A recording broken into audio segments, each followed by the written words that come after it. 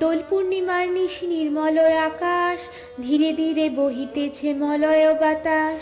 লক্ষ্মী দেবী বামে করি বসি নারায়ণ, করিতেছে নানা কথা সুখে আলাপন।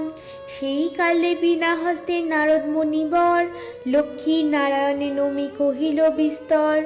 ঋষি বলে মাগো তব কেমন বিচার, সর্বদা চঞ্চলা হয়ে ফিরো দ্বারে দ্বার।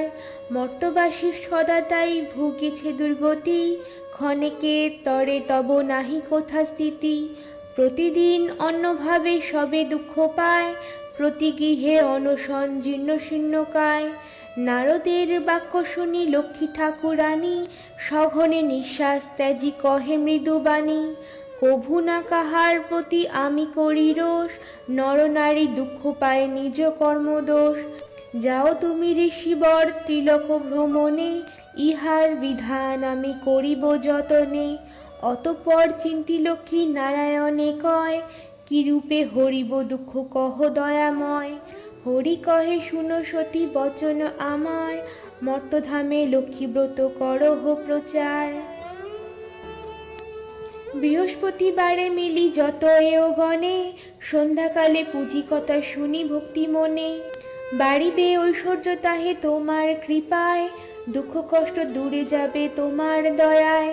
শ্রীহরির বাক্য শুনি আনন্দিত মনে, মর্তে চলিলেন লক্ষ্মীব্রত প্রচারণে।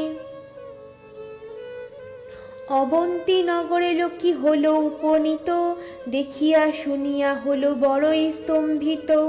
নগরের লাখপতি ধনেশ্বর রায়, অগাধ ঐশ্বর্য তার কুবেরের প্রায়। সোনার সংসার তার শূন্য হিংসা দেশ, প্রজাগণে পালিত সে পুত্র নির্বিশেষ। এক অন্য 7 পুত্র রাখি ধনেশ্বর, যথাকালে সসম্মানে গেল লোকান্তর। পিতার মৃত্যুর পর 7 সহোদর, হইল পৃথক অন্য 7 সহোদর। ক্রমে ক্রমে লক্ষ্মী দেবী ছাড়িল সবারে, সোনার সংসার সব গেল ছাড়খাড়ে। বৃদ্ধা ধনেশ্বর পতি না পারে তিষ্ঠিতে, গহন কাননে যায় জীবন ত্যাজিতে। হেন কালে ছদ্মবেশে দেবী নারায়ণী, বন মাঝে উপনীত হলেন আপনি। মধুর বচনে দেবী জিজ্ঞাসে বৃদ্ধারে, কি জন্য এসেছ তুমি গহন কান্তারে। কাঁদিতে কাঁদিতে বৃদ্ধা অতি দুঃখ ভরে, তাহার ভাগ্যের কথা বলিল লক্ষ্মীরে। সহিতে না পারি আর সংসার যাতনা, ত্যাজিব জীবন আমি করেছি বাসনা। লক্ষ্মী দেবী বলে শোনো আমার বচন, মহাপাপ আত্মহত্যার নরকে গমন। আমি বলি সাধ্যে তুমি করো লক্ষ্মীব্রত, দুঃখ রবি অস্ত যাবে হবে পূর্বমত। মনেতে লক্ষ্মীর মূর্তি করিয়া চিন্তন, এক মনে ব্রত কথা করিবে শ্রবণ। যেই গৃহে লক্ষ্মীব্রত গুরুবারে হয়, বাধা থাকে লক্ষ্মী তথা জানিও নিশ্চয়। বলিতে বলিতে দেবী নিজ মূর্তি ধরি, দর্শন দিল তারে লক্ষ্মী কৃপা করি।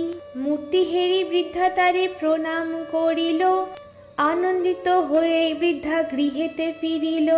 গৃহেতে ফিরিয়া বৃদ্ধা করিল বর্ণন, যে রূপে ঘটিল তার দেবী দর্শন। ব্রতের বিধান সব বধূদের বলে, শুনি বধূগণ ব্রত করে কৌতূহলে। বধূগণ লয়ে বৃদ্ধা করে লক্ষ্মী ব্রত, হিংসাদের স্বার্থভাব হইল তিরোহিত। মা লক্ষ্মী করিল তথা পুনরাগমন, অচিরে হইল গৃহ শান্তি নিকেতন। দৈবযোগে একদিন বৃদ্ধার আলয়ে, উপনীত এক নারী ব্রতের সময়ে। ব্রত কথা শুনি তার ভক্তি উপজিল, লক্ষ্মী ব্রত করিবারে মানস করিল। স্বামী তার চিররুগ্ন অক্ষম অর্জনে, ভিক্ষা করি যাহা পায় খায় দুইজনে।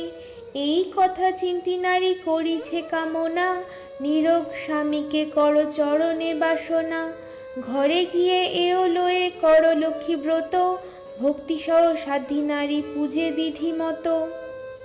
দেবীর কৃপায় তার দুঃখ হলো দূর, পতি হলো সুস্থ দেহ ঐশ্বর্য প্রচুর।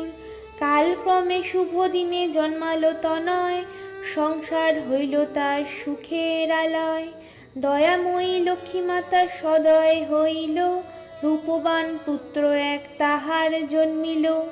এই রূপে লক্ষ্মীব্রত করে ঘরে ঘরে, প্রচারিত হয় ক্রমে অবন্তী নগরে। এই ব্রত যেই নারী করে এক মনে, লক্ষ্মীর কৃপায় সেই বাড়ে ধনে জনে। করজোর করি হাত ভক্তিযুক্ত মনে, করহ প্রণাম এবে যে থাক যেখানে। ব্রত কথা যেবা পড়ে যেবা রাখে ঘরে, লক্ষ্মীর কৃপায় তার মনোবাঞ্ছা পুরে। লক্ষ্মীর ব্রতের কথা বড় মধুময়, প্রণাম করিয়া যাও যে যার আলয়। লক্ষ্মী ব্রত কথা হেতা হইল সমাপন, মনের আনন্দে বল লক্ষ্মী নারায়ণ।